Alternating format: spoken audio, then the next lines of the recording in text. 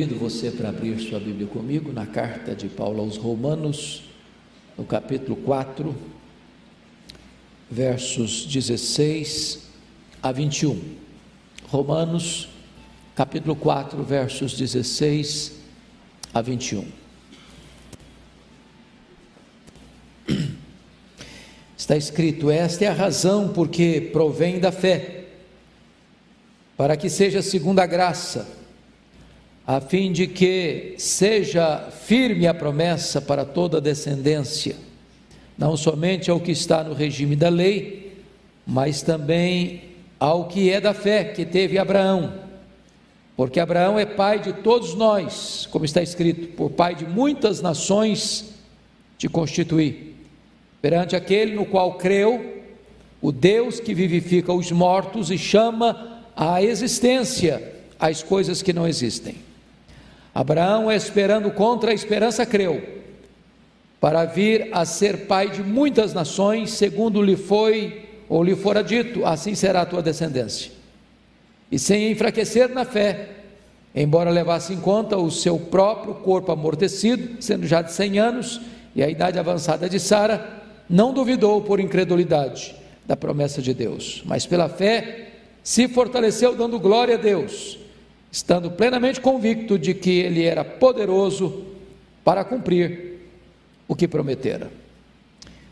Eu queria pensar um pouco com vocês sobre o tema: tenha paciência, Deus está no controle. Tenha paciência, Deus está no controle. O livro de Provérbios diz que a paciência ou a esperança que se adia adoece o coração. Talvez uma das maiores dificuldades que você tem, e eu estou certo de que eu também, é com o problema da falta de paciência. Algumas coisas me deixam um pouco estressado. Uma fila enorme que parece que não anda, a hora está chegando, você tem outro compromisso, a coisa não acontece. Você tem um compromisso, o trânsito para, e você percebe: não vou chegar. Essas coisas deixam a gente estressados. Mas a paciência é um fruto do Espírito. E nós estamos vivendo uma geração de paciência curta, de nervos à flor da pele, de estresse total quase. O cantor popular traduz assim: bem, vamos embora, porque esperar não é saber. Quem sabe faz a hora, não espera acontecer. Nós estamos vivendo hoje, neste século 21, a época do imediatismo. Poucos de nós, no corre-corre da vida, a não ser num dia de feriado, ou uma noite que você sai para jantar, você quer ir num fast food, porque você não tem paciência de esperar, pedir, preparar a comida, o prato chegar e você então tomar uma refeição. É assim que nós vivemos hoje. Hoje eu quero tratar desse assunto com você numa perspectiva bíblica, porque tem muitas pessoas que se desesperam mesmo antes de esperar. Deixa eu lhe dar um exemplo de um relato que li, que machucou muito meu coração. Um médico cujo filho único tinha uma doença incurável. Depois de muito sofrimento do filho, aquele médico resolveu aplicar eutanásia no seu filho. Quando ele estava voltando do cemitério, depois de sepultar o filho, ele recebe um telegrama de um médico amigo, e esse telegrama dizia assim: acabamos de descobrir com sucesso o remédio, a vacina para a doença do seu filho. Bom, era tarde demais. Ele se desesperou antes de esperar. Há outras pessoas que vivem o próprio desespero, sem esperança. Penso eu que aquele homem retratado por Jesus lá em João capítulo 5, no tanque de Betesda, há 38 anos, deitado numa maca, paralítico. Jesus pergunta: você quer ser curado? Ele não disse nem que sim, nem que não. Só dizia: não tem ninguém. Ou seja, minha esperança acabou.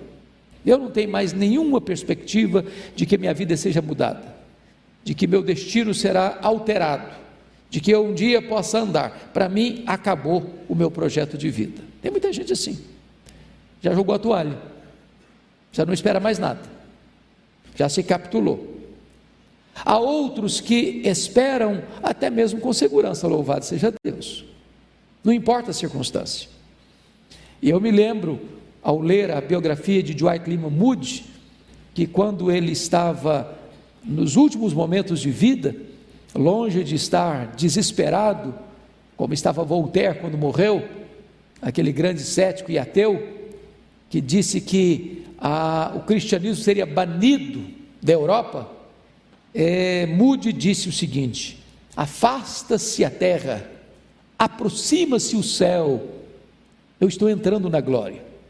É alguém que não tem nenhum desespero, mas tem uma esperança segura. Mas o texto que nós acabamos de ler fala daquele que espera contra a esperança. Contra a esperança. Notem vocês que ele foi chamado por Deus para ser o pai de uma grande nação. Ele tem 75 anos. Até os 86 a promessa não tinha se cumprido. Arranja um bebê de proveta, mas não era o projeto de Deus. Uma barriga de aluguel, mas não era o projeto de Deus. E ele está com 99 anos, e Deus diz agora vou mudar seu nome de Abrão, grande pai, para Abraão, pai de muitas nações. Mas o seu corpo já estava amortecido. A sua mulher era estéril e já tinham passado as regras. E quando todas as possibilidades cessaram, ele ainda contra a esperança creu que Deus era poderoso para cumprir a sua promessa. Entender que Deus está no controle, mesmo quando você perdeu o controle. Entender que Deus tudo pode, mesmo quando você nada pode. Entender que Deus realizará o que prometeu, ainda que as evidências pareçam o contrário, é o grande desafio da nossa vida. E eu queria, nesse momento aqui, examinar essa questão da esperança contra a esperança, de esperar contra a esperança, na vida desses três patriarcas, Abraão, Isaque e Jacó. Vejamos em primeiro lugar, só pode ter uma esperança que não se desespera aquele que crê no Deus dos impossíveis, e este é Abraão. Notem comigo algumas coisas. Primeiro, ele começa a peregrinar e a ouvir a palavra de Deus quando ele tinha 75 anos de idade. Bom, com 75 anos de idade, você está pensando, e eu também, em dar uma retirada, não? Em repaginar a sua vida, falar: Senhor, eu já trabalhei, agora eu quero também dar uma parada um pouquinho. Ou talvez selecionar um pouco: isso aqui eu não vou fazer, vou me dedicar àquilo outro, aquilo que eu mais gosto, que me exige menos. Não é assim que a gente planeja a vida? Talvez uma casa na montanha, ou talvez uma casinha na beira do mar, ou talvez uma rede de balanço, ou talvez eu quero viajar um pouco, ou eu quero descansar um pouco. Com 75 anos você está pensando em pendurar chuteiras, mas na verdade com 75 anos Deus estava começando um novo e um grande e um inédito e um extraordinário projeto na vida deste homem. É muito importante isso. Então eu quero dizer para você que não há tempo, não há hora, não há idade para Deus chamar você, para Deus começar um novo projeto na sua vida. De repente você é um Caleb que com 85 anos tem terra para conquistar, tem horizontes para alcançar, tem sonhos para ver cumpridos, tem desafios a ser realizados. Pense comigo no que escreveu o profeta Joel, que ao ser derramado o Espírito Santo, os velhos sonharão. E é claro que quando está dizendo que sonharão, não está falando que comeu bastante e vai ter sonho de noite, não é isso não. Sonharão no sentido de que terão projetos, porque uma das marcas da velhice é que quando a gente vai ficando com os cabelos brancos, a gente começa a vangloriar-se ou a ficar assim, muito encantado com as vitórias do passado, a gente começa a contar o passado. Mas quando você está cheio do Espírito Santo, você começa, mesmo na velhice, planejar, sonhar, esperar coisa grande para o futuro. É isso que o texto diz.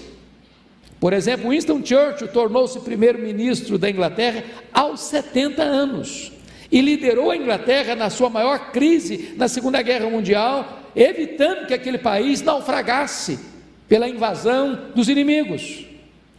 Então, não pense em se retirar da luta, não pense em aposentadoria. Aliás, não tem aposentadoria no reino de Deus. Você se aposenta do trabalho, da sua profissão, no reino de Deus não. Então tem projetos de Deus para a sua vida aí, porque Abraão começou com 75. Então vamos lá, segundo ponto. Abraão é constituído pai de muitas nações sem ter um descendente. Isso me impressiona muito, porque Deus mandou sair da sua terra, do meio da sua parentela, e disse: olha, em ti serão benditas todas as famílias da terra, você será pai de grandes multidões, de grandes nações. E ele chamava Abrão, grande pai. E alguém pergunta: você é um grande pai, mas quantos filhos você tem? Não tenho filho ainda não, mas eu sou um grande pai. Já pensou que coisa curiosa? Olha o bullying que ele ia sofrer. Aí com 99 Deus muda o nome dele, nome mais audacioso, acrescenta um A, agora não é Abrão, agora é Abraão. E Abraão significa pai de grandes nações. Aí eu imagino o Abraão, já quase de bengala, andando. E aí você mudou o nome, foi no cartório, mudou o nome, mudei o nome. E aí para que não você mudou? Agora eu não sou mais grande pai, agora eu sou pai de uma grande multidão. E aí quantos filhos? Não, tem ainda não. E a sua mulher? Minha mulher é estéril. Vai dar, ela está com 90. Já também não tem regras mais não. Você já parou para pensar que ele creu contra a esperança? Tem hora que o fato de você crer pode fazer você alguém motivo de chacota, de piada. Parece que tem hora que crer é sinônimo de loucura. O que faz de você alguém especial, de crente não louco, é que você espera no Deus que não pode falhar. É que nenhuma das promessas de Deus cai por terra. É que promessa de Deus e realidade são a mesma coisa. Deus não é um homem para mentir. E ainda que pareçam loucas essas promessas, elas hão de se cumprir, se foi Deus que falou, se foi Deus que prometeu. E como Deus prometeu, Deus cumpriu na vida do Abraão. Agora notem vocês, em terceiro lugar, que Abraão tinha agora 100 anos quando Isaac nasceu. Diz a Bíblia que o corpo dele estava amortecido, e diz a Bíblia que Sara já havia passado o tempo de ser mãe, além do que ela era estéril. Portanto o bom senso diria assim: bom, isso é impossível. A razão dizia assim: bom, isso não pode ser. Mas a fé diz: tudo é possível. Sabe quantos anos Abraão esperou para a promessa se cumprir? 25 anos. E ele já era um homem, não era um menino mais não, ele tinha 75 anos. Então eu pergunto a você: há quanto tempo você espera o cumprimento das promessas de Deus na sua vida? Você teria paciência para esperar 25 anos? Paciência para ver as coisas indo na contramão da lógica, do bom senso, da racionalidade, e ainda assim aguardar o cumprimento das promessas de Deus?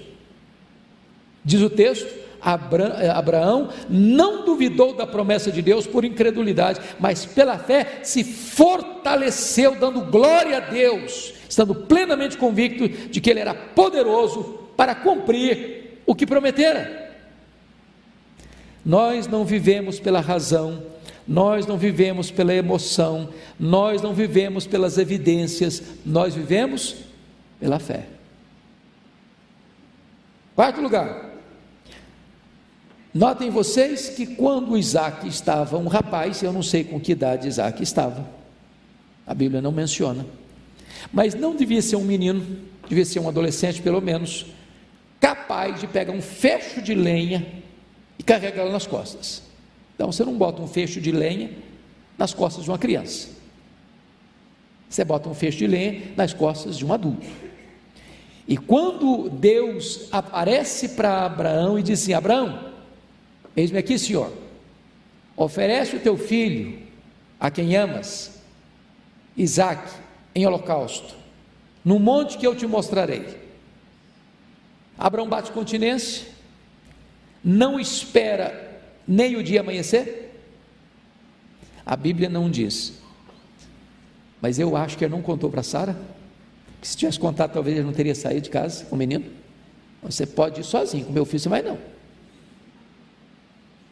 Racha a lenha de noite para ninguém perceber, chama 2 empregados, sai para uma viagem de 3 dias. Imagine você, o Isaac fazendo uma viagem, naquela época era uma viagem, todo feliz com seu pai, pulando de alegria, uma aventura nova, lugares novos, e o coração do pai lá dentro pulsando forte: eu estou indo sacrificar o meu filho. Imagina a primeira noite, arma uma tenda, o menino dormindo e o pai encosta bem nele: meu Deus, eu vou sacrificar o meu filho. Segundo dia, uma caminhada longa, para um pouquinho para descansar, e chega à tarde, arma uma tenda para dormir. Abraão olha para o menino, talvez dê um beijo no rosto dele: eu estou indo sacrificar o meu filho. O último dia, avistam de longe o Monte Moriá, e Abraão diz para os seus moços: vocês fiquem aqui, eu e o menino iremos lá, tendo nós adorado, voltaremos. Por que ele disse isso? Porque ele creu que Deus era poderoso até para ressuscitar o seu filho. E o menino pergunta: papai, aqui está o cutelo, aqui está o fogo, aqui está a lenha, mas onde está o cordeiro para o sacrifício? Ele responde: Deus proverá para si, meu filho, o cordeiro para o sacrifício. Este homem tem a paciência e a confiança de crer que Deus não iria frustrar a sua promessa de que ele seria o pai de uma grande nação. E Deus, eu te digo, não vai ser por meio de Ismael não, vai ser por meio de Isaque. Teremos nós essa coragem? Teremos nós essa fé? Creu e se fortaleceu? Agora notem vocês que Deus está nos dando aqui uma lição, que nós podemos esperar contra a esperança, se nós estamos crendo no Deus dos impossíveis. Eu não sei o que é uma causa difícil na sua vida, o impossível na sua vida, na sua família, com seus filhos, com seu casamento, com as coisas que você aguarda de Deus, mas eu estou dizendo para você que Deus pode o impossível dos homens. Segunda coisa que eu chamo a sua atenção é que só pode ter uma esperança que não se desespera aquele que descansa na providência divina. Eu quero falar um pouquinho sobre Isaac agora. Primeira coisa que me impressiona em Isaac é que Isaac casou com 40 anos com Rebeca e esperou 20 anos o nascimento dos filhos. Diz a Bíblia que ela era estéril, sua mulher. Você já orou 20 anos por uma causa? Porque o texto é muito curto, mas imagine você quantas noites Isaac lá deitado com a sua mulher, diz: Deus, o Senhor podia abrir o ventre dela, Senhor, o Senhor podia curar a minha mulher, oh meu Deus, o Senhor podia fazer um milagre. E ele ora hoje, ele ora semana que vem, ele ora o mês que vem, ele ora o ano que vem, ele ora um ano, ele ora 5 anos, ele ora 10 anos, ele ora 15 anos, ele ora 19 anos, ele ora 20 anos. Você tem essa paciência? Você tem essa perseverança? Há quanto tempo você ora para Deus fazer um milagre na sua vida, na sua casa, na sua família? Você tem perseverado em oração? Mas pense comigo em outra cena. Isaac teve a paciência de resolver conflitos com os filisteus. Você se lembra disso?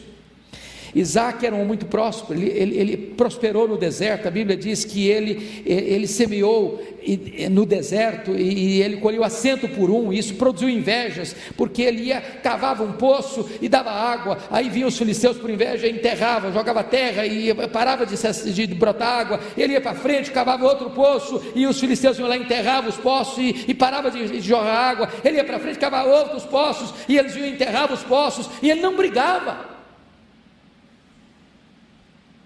Ele ia para frente, cavando novos poços. Então eu vou fazer uma pergunta: você é daquele tipo de gente que não mexe com você não? Não mexe com seus direitos não? Você vira um leão, vira uma onça? Daquele tipo de gente que diz assim: é melhor passar por cima do meu cadáver do que passar por cima dos meus direitos? Você tem a paciência de preferir sofrer o dano do que brigar? Abrir mão de seus direitos, sabendo que Deus é quem está no controle da sua vida? De experimentar o que Provérbios diz: quando você tem essa capacidade de perdoar, Deus transforma seus inimigos em amigos. E os filisteus tiveram que voltar a este homem Isaac e reconhecer que ele era o abençoado de Deus, e resolveram fazer aliança com ele, porque perceberam que não adiantava brigar com esse homem, porque quanto mais brigavam com ele, mais adiante ele ia, mais bênção ele fluía da parte de Deus. Você tem essa paciência de abrir mão de direitos seus? Mas pense um pouquinho mais em Isaac comigo. Isaac esperou 20 anos para que Jacó voltasse para casa. Você se lembra que o Jacó saiu de casa brigado.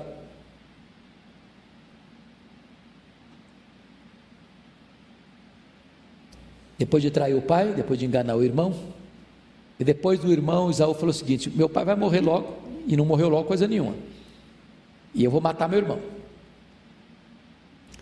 E diz a Bíblia que o Isaac espera 20 anos para o Jacó voltar, que passou 20 anos em Padã Arã. Eu pergunto a você: quanto tempo você espera para um filho seu voltar? Para alguém da sua família voltar? Para você ver alguém amado que um dia partiu, e partiu com o coração pesado, e você ficou com o coração pesado, há quanto tempo você espera que essa pessoa volte, que a paz se restabeleça, que a harmonia da sua família se restabeleça, que aqueles membros da sua família que estão estressados um com o outro se reconciliem? Pois Isaac esperou 20 anos a reconciliação de seus filhos. Mas eu queria concluir pensando agora um pouquinho com você. Terceiro personagem: só pode ter uma esperança que não se desespera aquele que crê no Deus das grandes transformações. Quando Jacó saiu da casa de seus pais, Isaac e Rebeca, e vocês conhecem bem a cena, ele era o filho queridinho da mamãe. O Jacó vivia, numa linguagem bem brasileira, na barra da saia da mãe. Ele era o filho protegido da mãe, enquanto Esaú era o preferido do pai. E ele era mais caseiro, e ele era mais afeito às lides domésticas. Ele sabia cozinhar bem, fez um guisado certa feita que fez um sucesso, a ponto do irmão resolver comprar o guisado pelo direito à primogenitura. Vendeu para comprar esse guisado. E o nosso amigo Jacó tinha 71 anos quando saiu de casa. Bom, para quem morreu aos 147, com 71, é a mesma coisa de alguém que vive 80 anos e com 40 anos está solteiro ainda. Isso dá úlcera em muita gente, dá gastrite em muita gente. Mas o Jacó, com 71 anos, é solteiro, na casa dos pais. Você tem paciência para isso? de esperar tanto tempo? Bom, aí ele vai para a casa de Labão, e ele trabalha 7 anos para conseguir casar-se com Raquel. E no dia das núpcias, o sogrão o engana e introduz na recâmara nupcial a Lia mais velha, que não tinha tanta beleza física assim. E quando ele acorda apavorado e com muita raiva do sogro, o sogro diz: não, aqui na nossa terra é assim não, não casa com a caçula, não se casar com a mais velha não, primeiro a mais velha. Então você quer casar com ela, com a Raquel, você vai trabalhar mais 7 anos. Você já pensou o que é trabalhar 14 anos para se casar? E a Bíblia diz que aquilo foram com poucos dias, pelo tanto que ele a amava. Agora, se você pensa que foi trabalhar no ar-condicionado, não foi não, foi trabalhar atrás de ovelhas, debaixo do sol causticante, de uma região árida e seca. Você teria paciência de investir tantos anos pela pessoa que você ama, pagar um preço tão alto? Agora pense comigo, que Jacó esperou nada menos do que 20 anos para se reconciliar com seu irmão Esaú. Meus irmãos, eu fico imaginando que cada dia que passava, aquilo passava na mente dele: meu Deus, como é que vai ser minha volta? Como é que vai ser minha volta? Meu irmão está com raiva de mim, meu irmão quer me matar, e lá naquela época não tinha carta, naquela época não tinha telefonema, naquela época não tinha contato, ele não sabia como é que estava o coração do irmão dele. Tanto é que no momento do encontro, ele toma as devidas precauções para que seu irmão não mate a família dele. 20 anos para se reconciliar, 20 anos para retomar a vida familiar, 20 anos para experimentar a graça de Deus restauradora na sua família. Agora pense mais comigo, Jacó chorou 22 anos por José. José tinha 17 anos quando foi vendido para o Egito. José ficou 22 anos no Egito até mandar chamar sua família. Jacó espera dos 108 anos aos 130 anos, talvez chorando todo dia pelo filho. Pensa comigo em quanta paciência. Até que Deus, por sua graça, fez o seu filho reviver diante dos seus olhos. E eu hoje faço uma pergunta para você que está aqui: há quanto tempo você espera o renascimento dos seus filhos diante dos seus olhos? Há um ditado popular que diz que a esperança é a última que morre.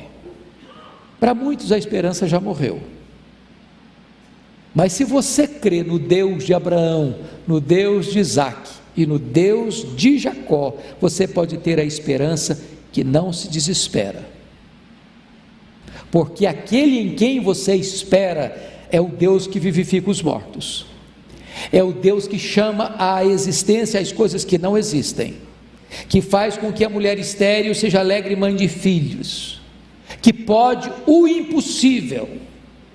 Então, faça como Abraão, espere em Deus, mas ainda que contra a esperança, espere em Deus. Talvez hoje, aquilo que mais faz você chorar, vai ser o motivo da sua maior alegria amanhã. Talvez o filho, a filha que hoje mais traz angústia e dor ao seu coração, vai ser aquele ou aquela que vai trazer mais alegria à sua alma. Há duas coisas que Deus não pode falhar, irmãos. Primeiro, Deus não pode falhar quanto a si mesmo. Segundo, Deus não pode falhar com respeito às suas promessas. Então espere em Deus.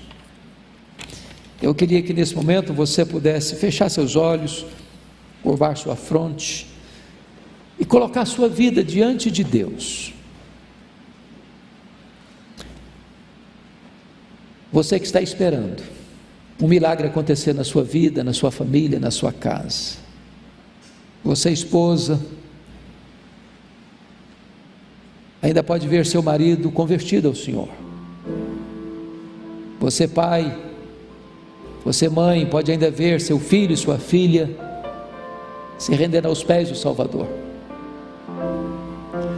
Você, rapaz, você, moça, ainda pode esperar um lar abençoado e um casamento feliz. Você que está dizendo